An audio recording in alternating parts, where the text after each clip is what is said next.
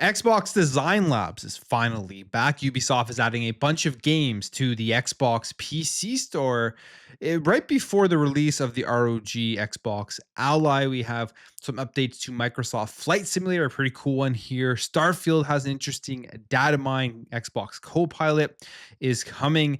And we also have some Call of Duty updates. They don't seem very afraid here of Battlefield, and then some interesting stuff here with censorship gaming and not allowing certain games to be played. But we will get into all of this. Before we do, if you do enjoy staying up to date on everything in the gaming world on a daily basis, I would appreciate you hitting the subscribe button every morning, 8 a.m., keeping you up to date.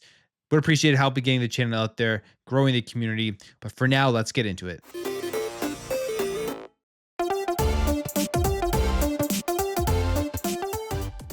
Xbox Design Labs, it was a very cool feature. It's still here, but it was gone for about 6 months. And if you don't know anything about it, it is where you customize your own Xbox controllers. You make it yourself. You can get some writing on it with your gamer tag and stuff, custom colors, custom games. Very cool stuff. It went away mysteriously for about 6 months, and it is now back. They finally put out a post here showing off Xbox Design Labs, a brand new trailer and everything involved with bringing this thing back.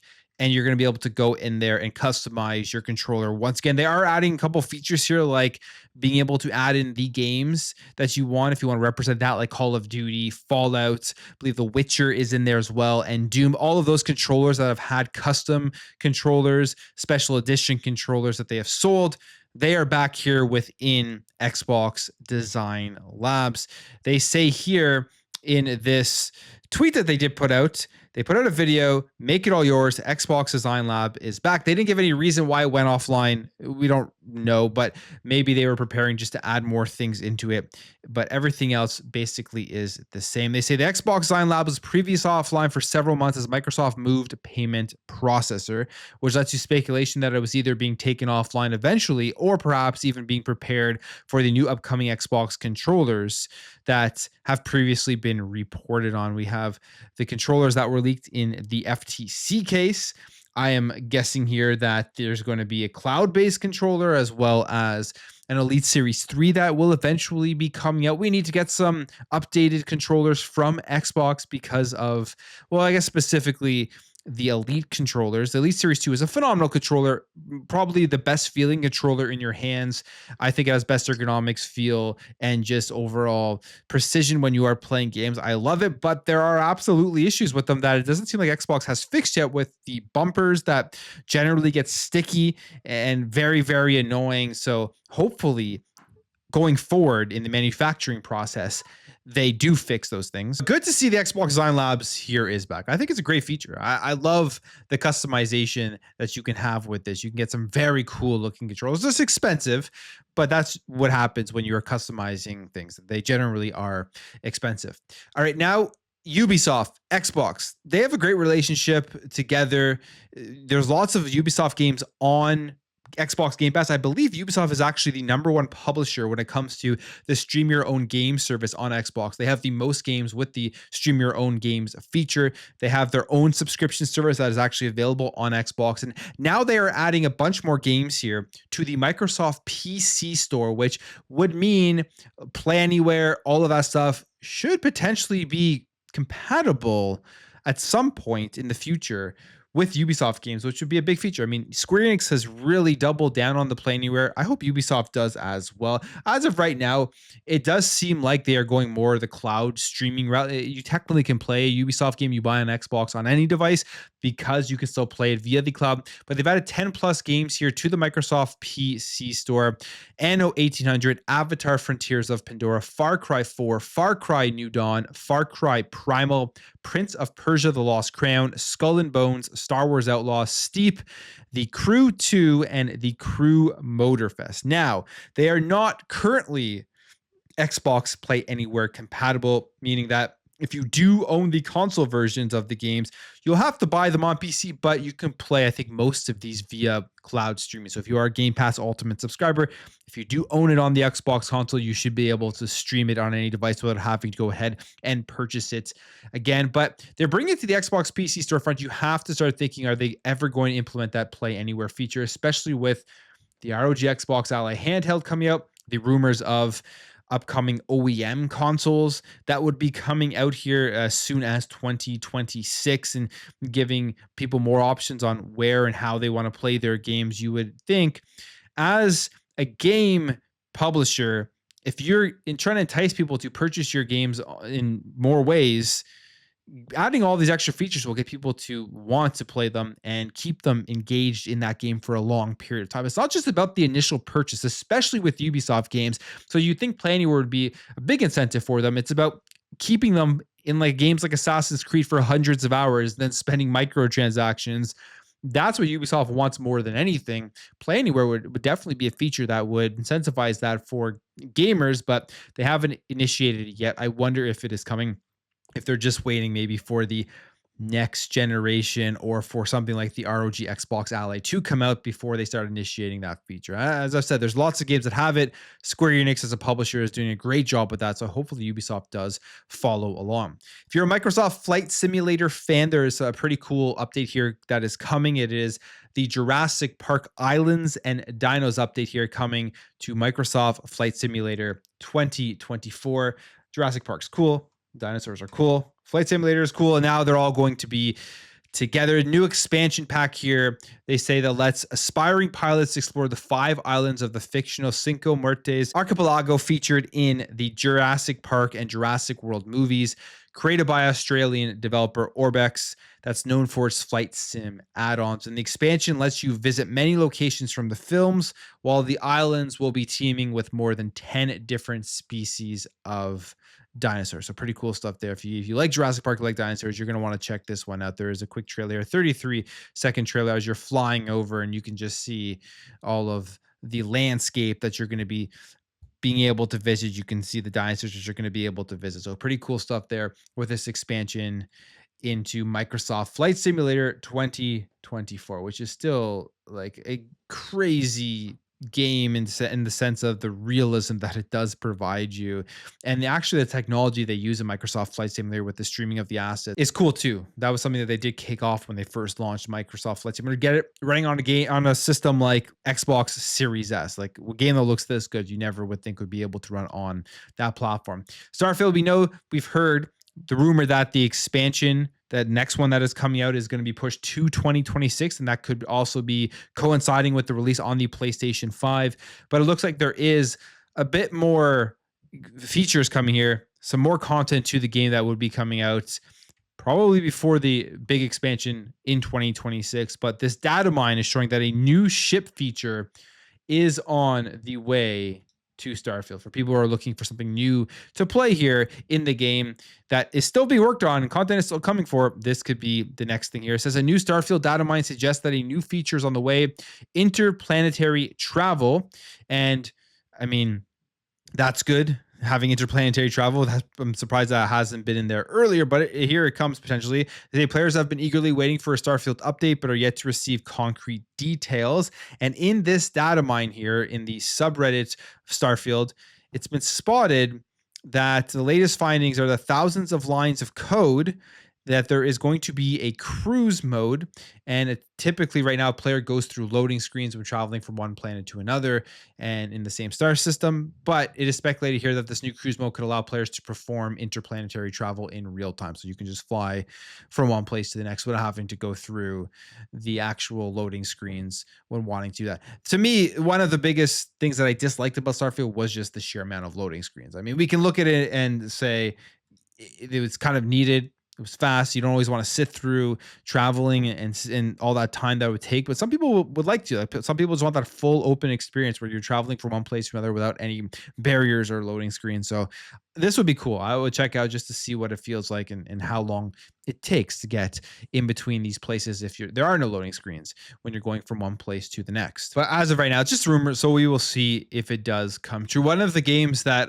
when I think about space travel and how cool it was done when you're flying into a planet and then flying out of a planet is Starlink, which is a game that came out a while ago. It was on the Nintendo Switch and it was on the other platform as well. But you could actually fly down to the planet and then fly out, and it looked really cool. And even Star Wars Outlaws does a pretty good job here, flying in between planets and flying into them. So hopefully Starfield does update that, make it better, and we'll see going forward. Maybe the next expansion will include a lot of this stuff. Copilot AI to help gamers get through games, answer questions. This is coming, and I think this will actually be pretty useful for a lot of people who go on YouTube, who like to look up answers to games that they just can't figure out how to get through certain areas. Copilot will probably make it seamless. You ask the question, boom, it'll give you content right away to be able to figure out how to progress through a game if you do need that help. It is coming to now the Windows game bar, so this will be a seamless integration on PC that you're going to be able to jump in and use this feature. It says here, Microsoft started testing its Xbox Copilot on iOS and Android earlier this year, but now it is bringing the chatbot to the game bar feature on Windows 11. It's interesting that all of these updates are currently coming to the game bar just before we're going to get all of the announcements, release date, pricing, and then the eventual release of the Xbox Ally. Because all of these things that we are seeing right now happen within the Xbox store, I think is to improve for that console-like experience for the handheld and for the future of the Xbox ecosystem with that seamless integration between console, PC, and handheld. So they're slowly rolling these things out. It says here, Gaming Copilot knows what you're playing and understands your Xbox activity to provide an experience centered around you. And you'll be able to ask the Copilot for help with the game you're playing, as well as access achievements and play history. And the Gaming Copilot will be available as a widget inside the game bar, and it includes a voice mode so you can talk to the AI assistant without having to alt tab out of the game. That part's nice, not having to leave the game to get answers to your questions, and it just kind of shows up as an overlay, and you can still play along and just roam around while you're figuring out what to do. So pretty cool stuff there. It is coming out to the game bar, and again, I believe this is all in preparation for the release of the Xbox ROG Ally and the handhelds that will be coming after that, whether that's from OEM, whether that's from Xbox making their own, doesn't really matter. All of these features will be available via the Xbox OS on those handhelds.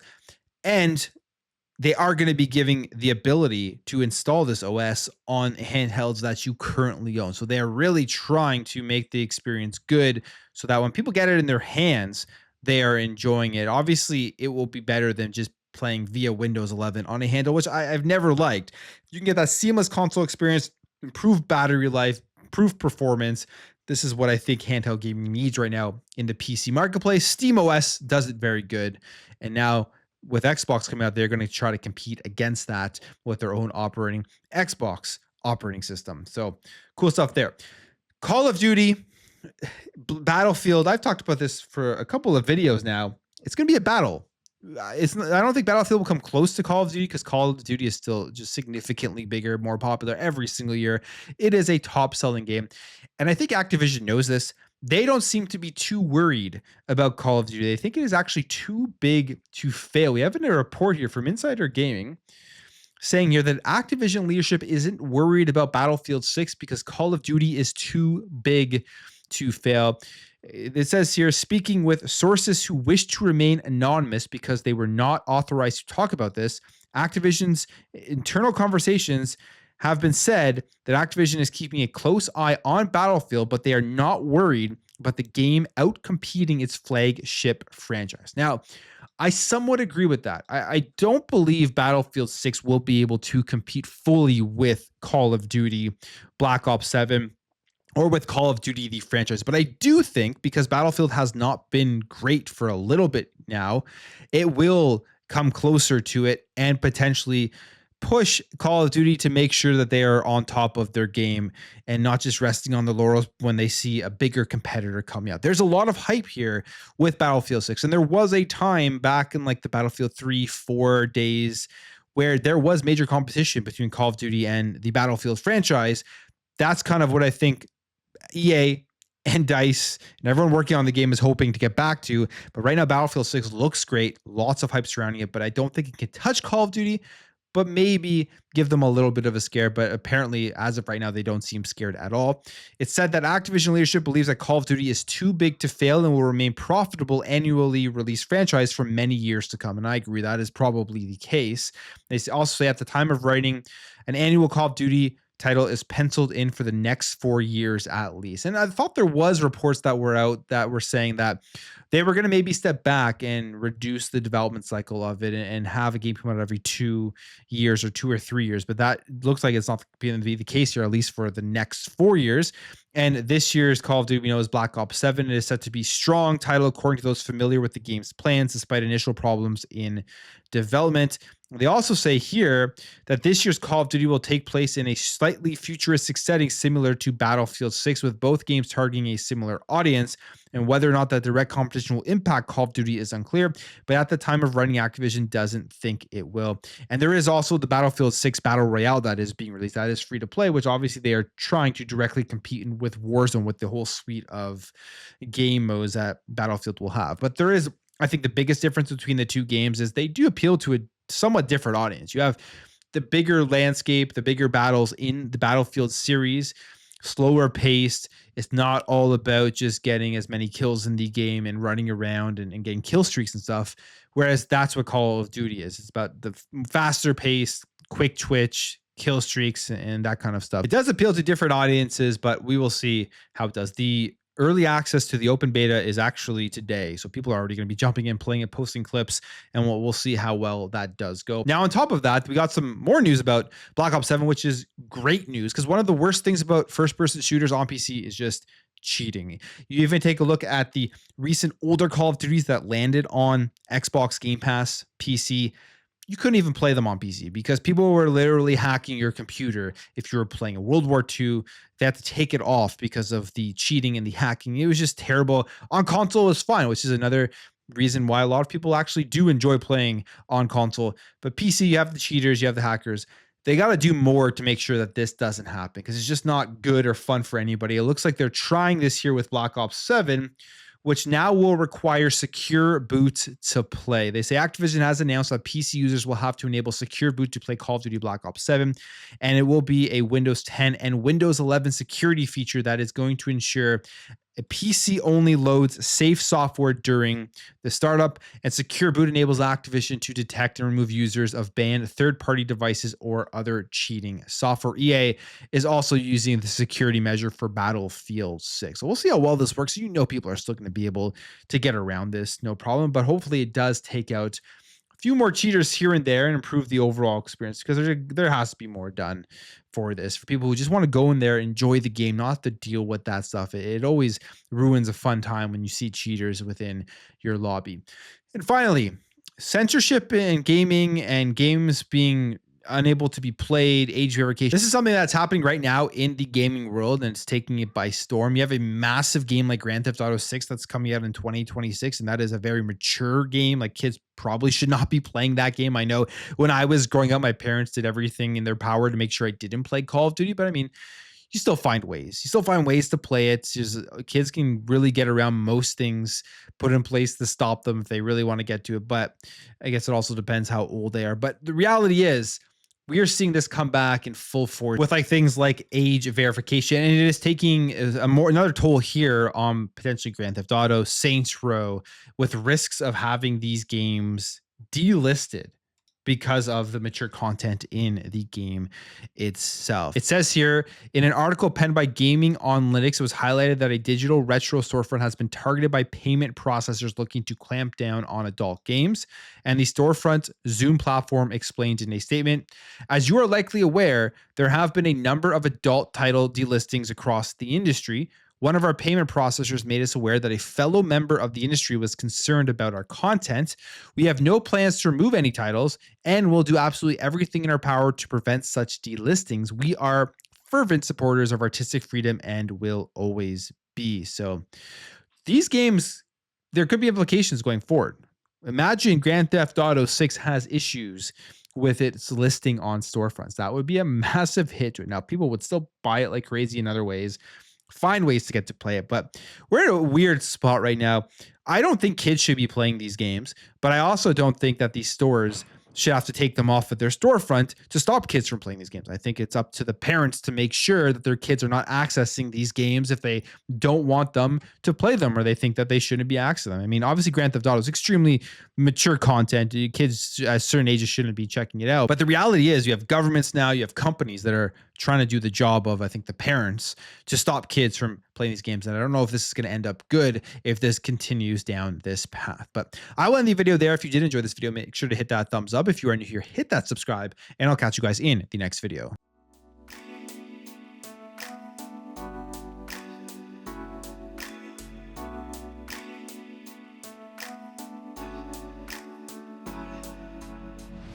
Bye.